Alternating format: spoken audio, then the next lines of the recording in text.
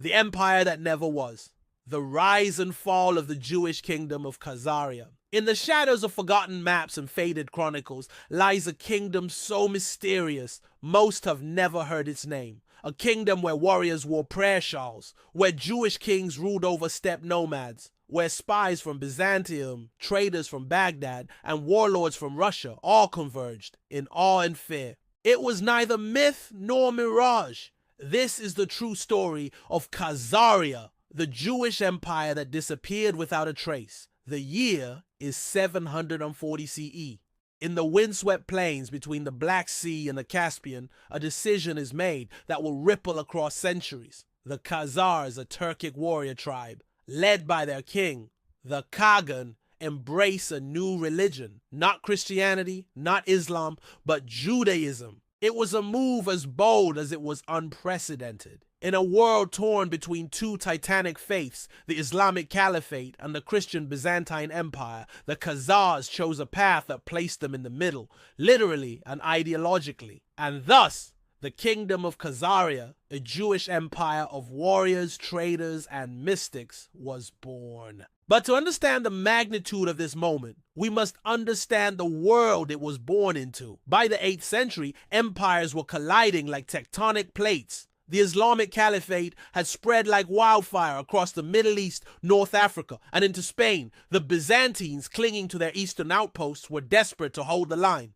Caught in this geopolitical vice were the Khazars, fierce, mobile, and strategically located. Their territory stretched from the Volga to the Dnieper, from the Caucasus to the Caspian. They controlled the vital silkroad trade routes, and they were watching, learning, choosing. The Khagan consulted sages, debated scholars, and entertained emissaries from all three Abrahamic faiths. One Jewish traveler, Yehuda Halevi, would later romanticize the tale in the Kuzari, a philosophical dialogue portraying the Khagan's spiritual journey. What's certain is this: at the pinnacle of their power, the ruling elite of Khazaria officially converted to Judaism. And for over 2 centuries, a Jewish monarchy flourished in the heart of the Eurasian steppe. Synagogues were built in cities like Atil and Sarkel. Hebrew was adopted as a royal script. Jewish legal principles governed trade, property, and diplomacy. It was a moment that defied logic, a Turkic tribe embracing an exiled faith and elevating it to the throne of an empire. But power attracts envy, and borders breed war.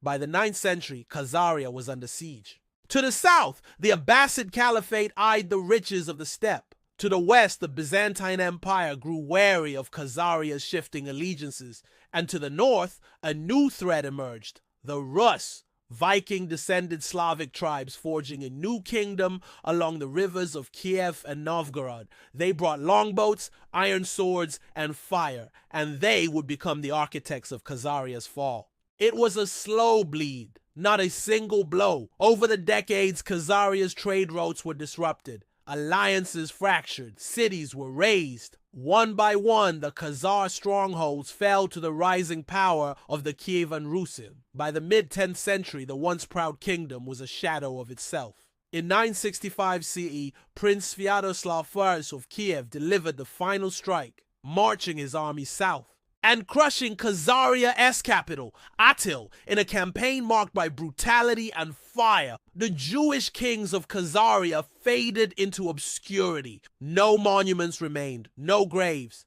just echoes in foreign texts and fragments in Arab chronicles. But the legend lived on. Centuries later, whispers of Khazaria echoed across Europe. In the 12th century, a letter arrived in Spain, addressed to a Jewish leader in Cordoba. It claimed to be from King Joseph of the Khazars, detailing his people's glorious past and present sovereignty.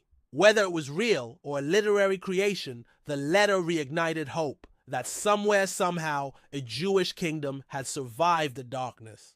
But the truth was grimmer. By then, Khazaria was gone, its people had scattered, its city swallowed by time, its memory reduced to myth. And yet, traces remain. Archaeologists have uncovered Jewish artifacts in regions once ruled by the Khazars, including Torah scrolls, coins inscribed in Hebrew, and evidence of synagogues deep in what is now southern Russia and Ukraine. Some scholars even trace genetic and cultural links between Khazars and later Eastern European Jewish communities, though the topic remains fiercely debated. The idea that the Ashkenazi Jews of Europe may, in part, descend from Turkic Jewish Khazars is controversial, embraced by some, rejected by many, but it speaks to a deeper truth, that the story of Khazaria is not just about kings and empires. It's about identity, about survival, about the fragile threads that connect faith, power, and place. Why did the Khazars choose Judaism? Was it political calculus, a way to remain neutral between two rival empires? Or was it genuine spiritual conviction, a leap of faith across bloodlines and boundaries? We may never know,